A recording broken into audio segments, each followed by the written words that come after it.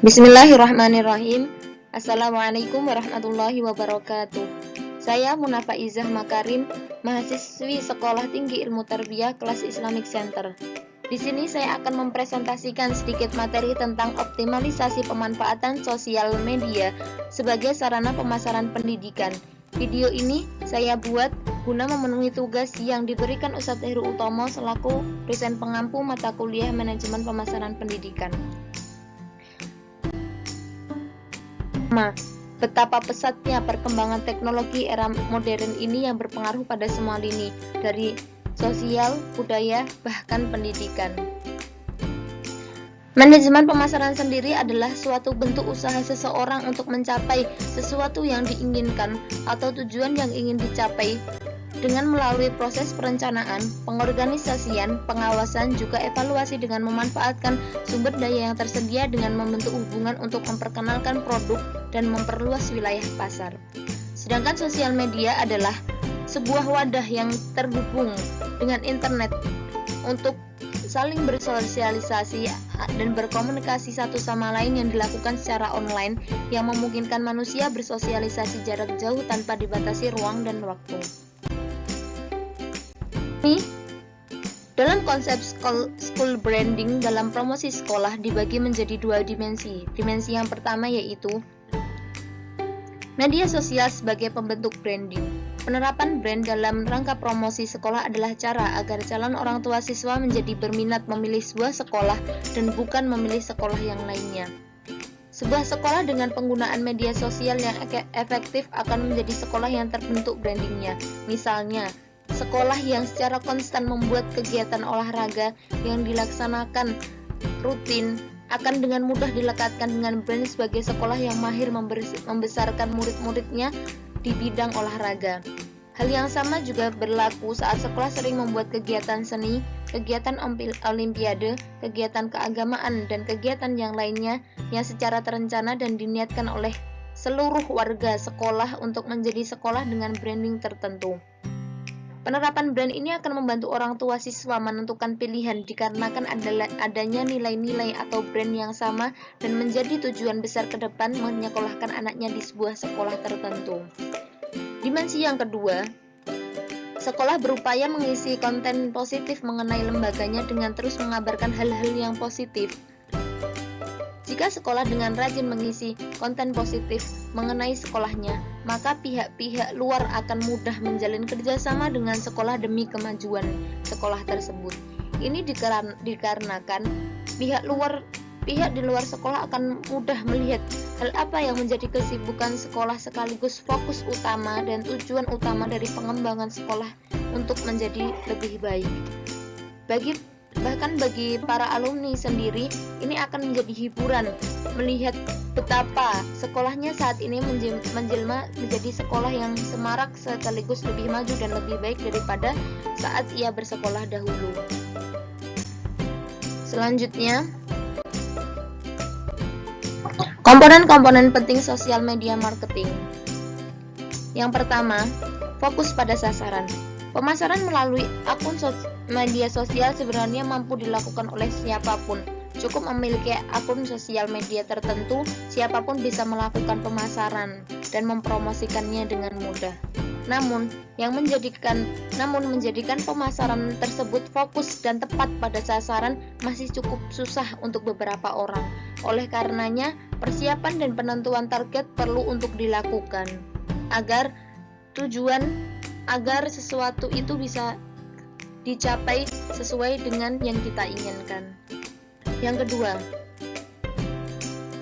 menggabungkan banyak platform. Pengguna media sosial di beberapa platform memiliki keunikan masing-masing dalam menanggapi promosi, seperti promosi di YouTube. Orang-orang yang melihat YouTube pasti mereka orang-orang yang lebih suka melihat dengan mata, yaitu visualisasi.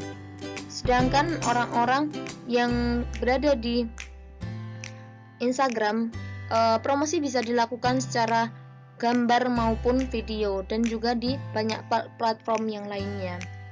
Ketiga, aktif dalam berinteraksi. Aktif dalam berinteraksi membawa pengaruh baik untuk lembaga, yaitu membentuk kepercayaan masyarakat terhadap lembaga pendidikan yang kita kelola.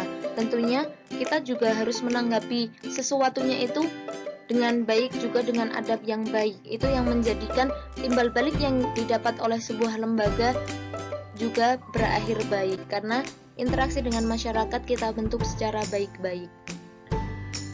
Yang keempat, menggunakan influencer. Menggunakan influencer tentunya akan lebih menarik lagi bagi para pegiat sosial, karena dari sana jugalah opini-opini masyarakat tentang lembaga atau brand yang kita kelola itu menjadi banyak. Oh, jadi bagus ya. Oh, jadi begini ya. Gitu. Yang kelima, yaitu bersabar. Hal yang paling penting yang harus kita ketahui dengan melakukan pemasaran secara media sosial ini memang harus mempunyai kesabaran, karena belum tentu itu menarik penonton, menarik orang lain. Jadi kita harus bersabar, karena mungkin juga membutuhkan proses yang panjang untuk menarik orang-orang sekitar. Oleh karena itu, promosi harus kita kemas semenarik mungkin dan berkala. Selanjutnya, strategi pemasaran melalui media sosial.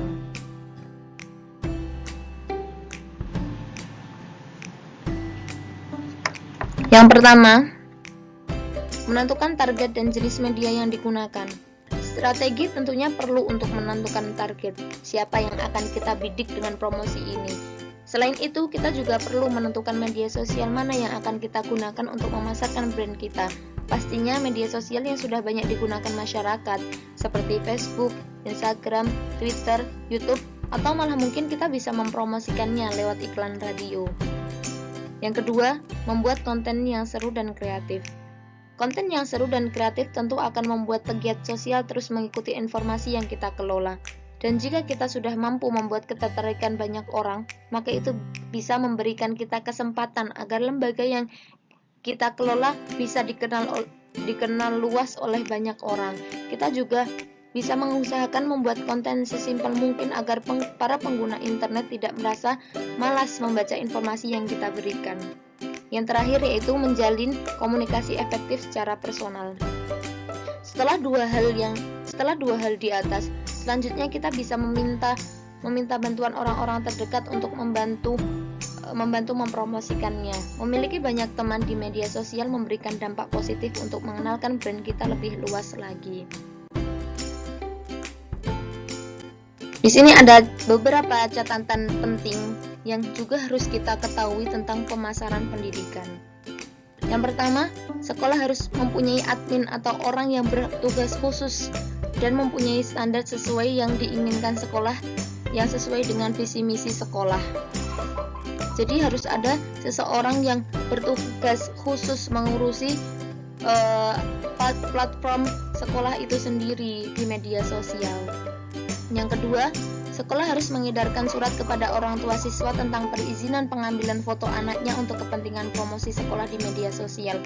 Mungkin jika di pemasaran pendidikan itu ada beberapa agenda atau ada beberapa kegiatan yang harus kita tunjukkan bahwa kita mempunyai acara seperti ini di sekolah kita, di lembaga kita.